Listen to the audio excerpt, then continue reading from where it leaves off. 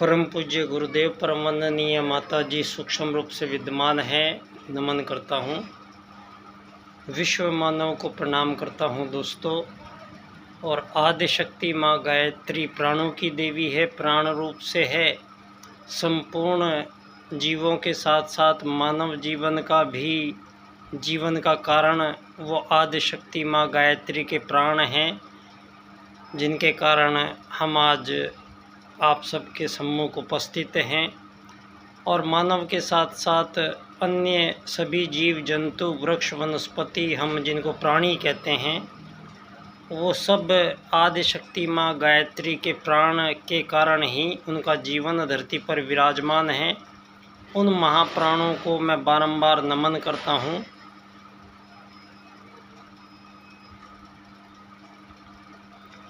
दोस्तों, युग परिवर्तन का विषय है और युग परिवर्तन में बहुत कुछ बदलने जा रहा है धरती पर। जो हजारों सालों में मानव के द्वारा जो गलतियां त्रुटियां मानव जीवन से संबंधित यहाँ मानवों द्वारा कुछ इस प्रकार की गलतियां की गई हैं, जिनका कोई सरोकार नहीं है और जिनका कोई भी हमारे वेद में कहीं कोई जिक्र नहीं है। उन सब के बावजूद यहाँ मानवों के द्वारा कुछ इस प्रकार की त्रुटियां मानव जीवन से संबंधित परिप्रेक्ष्य में यहाँ उपस्थित हुई हैं, जिनके कारण सारी दुनिया में मानव समाज युद्ध, शोषण, वध, हत्याओं के एक लंबे सिलसिले में संलग्न है। और दो विश्व युद्ध पहले लड़े जा चुके हैं। तीसरा विश्व युद्ध, कोरोना विश्व युद्ध भी लड़ा जा चुका है। और एक अंतिम परमाणु विश्व युद्ध की तैयारी में आज सारी दुनिया के देश लगे हुए हैं। और बिल्कुल स्पष्ट दिखाई दे रहा है कि अंतिम परमाणु विश्व युद्ध होने के कगार पर है। और अंतिम परमाणु विश्व युद्ध के बाद में यहाँ धरती पर ये सारी दुनिया को पता है कि यहाँ सारे चराचर जगत में संपूर्ण जीवों का हमेशा के लिए विलोपन हो जाएगा और मानव प्रजाति का भी विलोपन यहाँ इस महायुद्ध के बाद हो जाएगा। और इन सब के बावजूद यहाँ इन आज़ाद देशों के रूप में सारी मानव जाति आज विभाजन में इनको डाला गया है। और सबके बीच में विभाजन और विभेद इस कदर है कि सारी मानव जाति एक मानव जाति है, ये मानने के लिए आज पूरी दुनिया में कोई तैयार नहीं है। तो ऐसे में अब युग परिवर्तन जो होने जा रहा है, ये युग परिवर्तन किस प्रकार से होगा, किन सूत्रों के द्वारा होगा, ये महाकाल सत्ता ने इसका निर्धारण पहले ही कर दिया है। और 2 वैदिक सूत्रों का ही यहाँ पुनः धरती पर इनका आगमन हुआ है।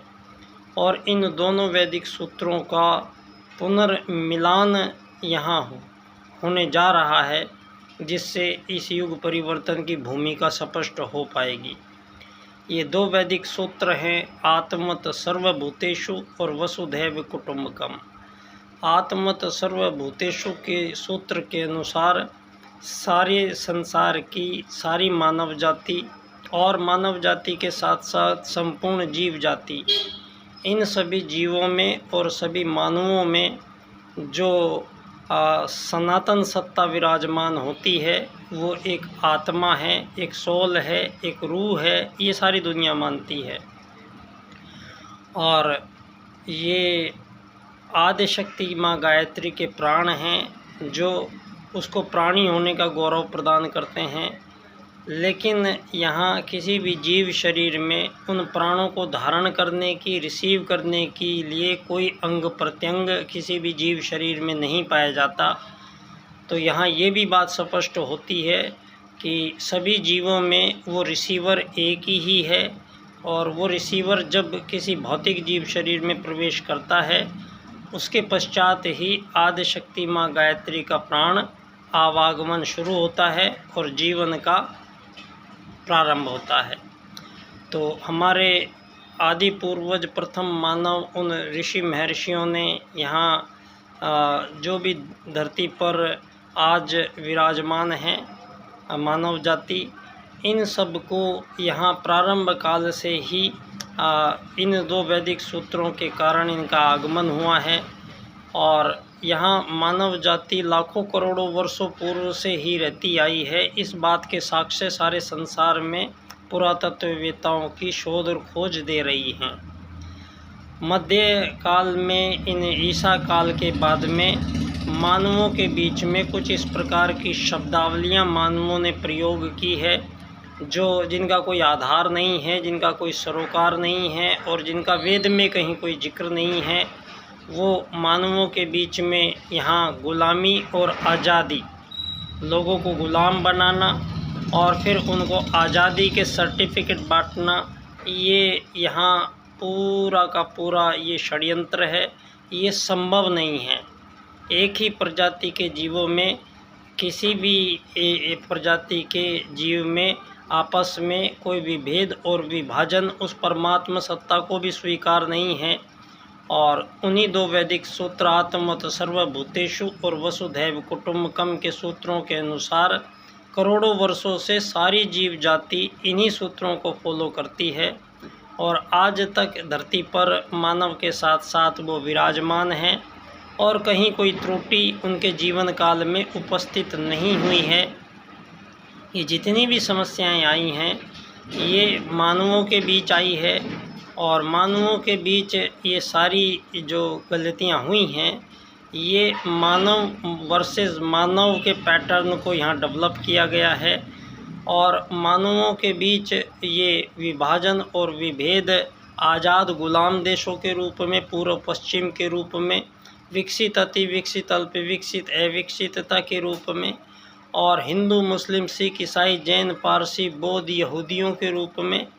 और यहाँ एक देश में भी जितनी मानव समाज है उनमें SC ST जनरल OBC और इतने सारे विभाजन, और उन सब से बड़ा एक विभाजन और है जो प्रत्येक मानव जाति को त्रस्त कर रहा है। ये है किसी मानव का अमीर बनना और किसी मानव का गरीब बनना, किसी मानव का मालिक बनना और किसी का नौकर बनना। ये 6 शब्दावलियाँ जो आई हैं जिनमें गुलाम और आज़ादी का ये प्रकल्प खड़ा किया गया है और यहाँ नौकर और मालिक बनाना पड़ा है मानवों को, और यहाँ अमीर और गरीब के विभाजन यहाँ मानवों के बीच किए गए हैं। और इन्हीं विभाजन और विभेदों में सारी मानव जाति मानव वर्सेस मानव के पैटर्न को ही अडॉप्ट करके अपने जीवन काल को यहाँ जी रही है। इन्हीं का परिणाम है कि सारी दुनिया के मानव आज आपस में ही छल शोषण कपट हत्या षड्यंत्र अत्याचार पापाचार कामाचार अनाचार व्याभिचार, ये सारी मानव जाति भ्रमित हो और इन कार्यक्रमों में संलग्न है और सारी मानव जाति आज एक दूसरे से अगेंस्ट है और सारी मानव जाति आज अपने अंतिम रास्ते को तलाश कर रही है। दोस्तों, यहाँ ऐसा अनेकों बार हुआ है जब मानवों के बीच में इस प्रकार के विभाजन विभेद की पराकाष्ठा हुई है और यहाँ मानवों के बीच एक लंबी लड़ाई यहाँ जारी है और मानवों के बीच सारी मानव जाति आज एक दूसरे के अगेंस्ट सारी मानव जाति के पैटर्न बने हुए हैं और सारी दुनिया के मानव आपस में ही एक दूसरे के दुश्मन बने हुए हैं। ये स्थिति परिस्थिति जो बनी है ये बनी है पूंजीवाद, धन आधारित जीवन पद्धति, जिसका स्पष्टीकरण संभवतः पहली बार धरती पर मानव के बीच में किया गया है और उसी महाकाल सत्ता के निर्देशन में जो युग परिवर्तन के उद्घोष के साथ युग निर्माण योजना के अंतर्गत ही ये एक महत्वपूर्ण कार्य इस धरती पर भारत भूमि की ओर से संपन्न हुआ है। आज सारी दुनिया में राजनीति ही एक ऐसा प्रकल्प है जिसके कारण सारी मानव जाति आज मानव वर्सेस मानव के पैटर्न पर चल रही है। दोस्तों, इसी राजनीति के कारण यहाँ धरती पर प्रथम राजनीति भी भारत ने विश्व को दी है और सर्वश्रेष्ठ स्तर की राजनीति दुनिया को प्रथम राजनीति यहाँ आर्यों के द्वारा दी गई है। और राजनीति से पूर्व यहाँ सतयुग था और सतयुग में मानवों के बीच कोई विभाजन और विभेद नहीं था और आर्यों के बीच भी किसी भी प्रकार का कोई विभाजन और विभेद नहीं था। दोस्तों, यहाँ मनु धरती के पहले राजा हैं और मनु धरती के पहले मानव हैं और पहले मानव यहाँ हजारों लाखों साल की आयु लेके धरती पर आए हैं। उसके पश्चात सतयुग के पश्चात यहाँ त्रेता और द्वापर और कलयुग, एक लंबी अवधि का ये समय मानवों के बीच धरती पर यहाँ संपन्न हुआ है। और आज कलयुग का अंतिम ये अध्याय है और यहाँ से सतयुग की वापसी का उद्घोष उस परम सत्ता परमात्मा ने कर दिया है। इसी कड़ी में यहाँ एक महत्वपूर्ण कार्य हुआ है। संसार को नई राजनीति प्रदान की गई है और इस प्रकार की राजनीति प्रदान की गई है जहाँ ना कोई मालिक होगा, ना कोई नौकर होगा, ना कोई अमीर होगा, ना कोई गरीब होगा और ना कोई किसी का गुलाम होगा और ना कोई धरती पे आज़ादी के सर्टिफिकेट काट सकेगा। एक ऐसी राजनीति भारत की ओर से इस संपूर्ण विश्व को प्रदान की जा रही है जहाँ ये संपूर्ण प्रकार के युद्ध, शोषण, वध, हत्याओं का लंबा सिलसिले का समापन काल यहाँ शुरू होता है। ये युग परिवर्तन प्रक्रिया में दोस्तों, युग को एक नई राजनीति की आवश्यकता थी और ये राजनीति की इस पूर्णता को प्राप्त करते हुए यहाँ परम पूज्य गुरुदेव के प्रथम शिष्य पंडित दीनदयाल उपाध्याय जी, जिन्होंने विश्व राजनीति के सम्मुख, इस पूंजीवादी व्यवस्था के सम्मुख, इस मानव वर्सेस मानव वर्ष के पैटर्न के सम्मुख, इस धन आधारित जीवन पद्धति के सम्मुख पंडित दीनदयाल उपाध्याय जी ने 4 राजनीतिक सूत्र विश्व राजनीति को प्रस्तुत किए हैं। इन राजनीतिक सूत्रों की एक विशेष क्रम से जब हम व्याख्या करते हैं तो पंडित दीनदयाल उपाध्याय जी की विश्व राजनीति के दिग्दर्शन आप संपूर्ण संसार को हो पाएंगे। ये आर्थिक लोकतंत्र द्वारा अर्थायाम आधारित एकात्म मानववाद की स्थापना से अंत्योदय की प्राप्ति जब हम करेंगे तो सारे संसार की संपूर्ण समस्याओं का समाधान इस राजनीतिक प्रणाली के द्वारा संभव होगा।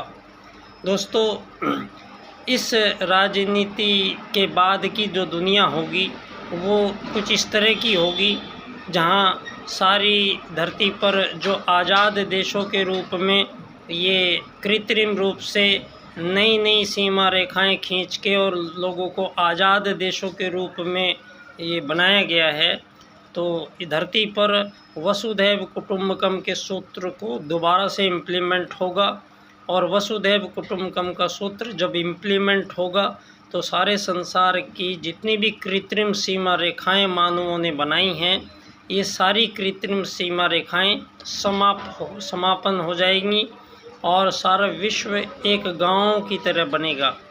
इस कड़ी में अब जो राजनीति आ रही है, इस संसार में एक ही विश्व सरकार बनेगी और सारे संसार की सीमा रेखाएं समाप्त होंगी और ये विश्व सरकार एकमात्र विश्व सरकार होगी जो धरती के 7.5 अरब मानवों के लिए संपूर्ण प्रकार के कार्यों का निर्धारण ये विश्व सरकार करेगी।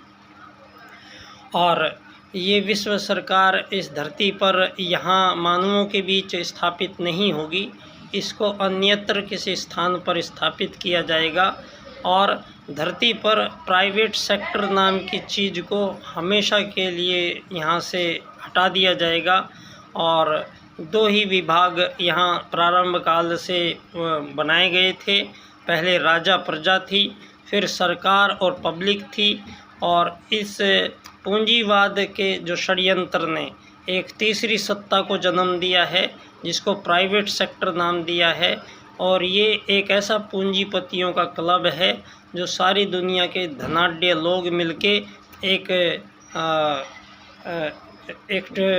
अपना अलग प्रक्रम वो चल रहा है। और ये भ्रम ये हुआ है कि सारे देश की आज़ाद सरकारें उनके लोग शासन करते हैं। सारे हमारे आज़ाद देशों में चुनाव होते हैं, हर 4-5 साल बाद में नई सरकारें आती हैं और मानवों को आगामी एक भ्रम में स्थिति में डाला जा रहा है। दोस्तों, यहाँ आपको ये बता दिया जाए, किसी भी आज़ाद देश की आज़ाद सरकार में अपने देश की मुद्रा को उसका मूल्यांकन करने का अधिकार नहीं है। किसी भी आज़ाद देश के प्रधानमंत्री, राष्ट्रपति, गवर्नर को अपने देश की मुद्रा का मूल्यांकन करने का अधिकार किसी को नहीं है। और यही वो गुलामी है, यही वो षड्यंत्र है जिससे इस पूंजीवाद से ही सारी दुनिया के लोकतंत्रवाद को चलाया जा रहा है। तो मूल जो चल रही है सरकारें, वो लोकतंत्र नहीं चला रहा है, इसको पूंजीवाद चला रहा है। और इसका परिणाम आप देख सकते होंगे, सारे संसार में जितनी भी ये राजनीतिक प्रणाली, राजनीतिक पार्टियां, राजनीतिक प्रकल्प, राजनीतिक विभाग हैं दुनिया में, इनमें धनाढ्य लोग हैं, इनमें बुद्धिजीवी लोग हैं, इनमें बाहुबली लोग हैं, इनमें पीढ़ी दर पीढ़ी अपने दादा पोता पड़पोते वही सब लोग सारी दुनिया में इस लोकतंत्र के वाद के सहारे एक सारी दुनिया में इस तरह की राजनीति चली है। और जब से ये लोकतंत्रवाद आया है, सारी दुनिया में अमीर गरीबों के बीच में ये दूरियां बढ़ती चली गई है। और अमीर, उससे अधिक अमीर, उससे गरीब, मध्यम वर्ग, निम्न वर्ग, इस प्रकार के मानवों के बीच प्रत्येक देश में विभाजन हो रखे हैं। और उन्हीं में सारी मानव जाति आज त्रस्त है। पंडित दीनदयाल उपाध्याय जी धरती पर पहली बार अर्थायाम के राजनीतिक सूत्र को इम्प्लीमेंट करते हैं और स्पष्ट करते हैं कि मानवों के बीच किसी भी प्रकार का लेन देन होता है, वस्तु विनिमय होता है, सेवा सहायता होती है, तो हमारे सनातन भारत में बदले में कोई धन, रुपया, पैसा, सोना, चांदी, डॉलर का लेन देन का प्रावधान विधान परमात्मा ने किसी भी जीवों में नहीं रखा है। और मानवों के बीच भी इस प्रकार का कोई व्यवस्था नहीं थी। ये मानवों की त्रुटि है जिसको पूंजीवाद कहा गया। और इस पूंजीवाद से सारी दुनिया में ये अमीर गरीब का फलसफा यहाँ सारी दुनिया में त्रस्त है। अब जो दुनिया बदलने जा रही है, इसमें पंडित दीनदयाल उपाध्याय जी एक ऐसी राजनीति ला रहे हैं जिसमें सारी दुनिया के मानवों को अपने पूरे जीवन काल में किसी को भी धन की कमी नहीं होगी और न किसी के पास धन की अधिकता होगी। ऐसी प्रणाली जो बन रही है, इसमें सारी मानव जाति को अब एक होने का ये आदेश है। और इन्हीं दो वैदिक सूत्रों से सारी मानव जाति अपने संपूर्ण संकटों का निवारण करने जा रही है। तो दोस्तों, एक ऐसी दुनिया जो पंडित दीनदयाल उपाध्याय जी की 4 सूत्र विनिर्मित कर रहे हैं, वो राजनीति जो सारे संसार के मानवों को पुनः एक विश्व में कन्वर्ट करती है और सारे दुनिया के बीच में युद्ध, शोषण, वध, हत्याओं का हमेशा के लिए समापन करने के दीनदयाल उपाध्याय जी के 4 सूत्र भावी जीवन की राजनीति का निर्धारण करते हैं। मैं इसी विषय पर आप सब लोगों के सम्मुख उपस्थित हूँ। धन्यवाद। बच्चा डॉक्टर पंडित दीनदयाल उपाध्याय जी की जन्मस्थली धानक्या स्टेशन, जयपुर, राजस्थान से पुनः परम पूज्य गुरुदेव परमवंदनीय माता जी को नमन करता हूँ। आप सभी को प्रणाम करता हूँ और प्राणों की देवी उस आदि शक्ति माँ गायत्री को बारंबार हम नमन करते हैं। बहुत बहुत धन्यवाद।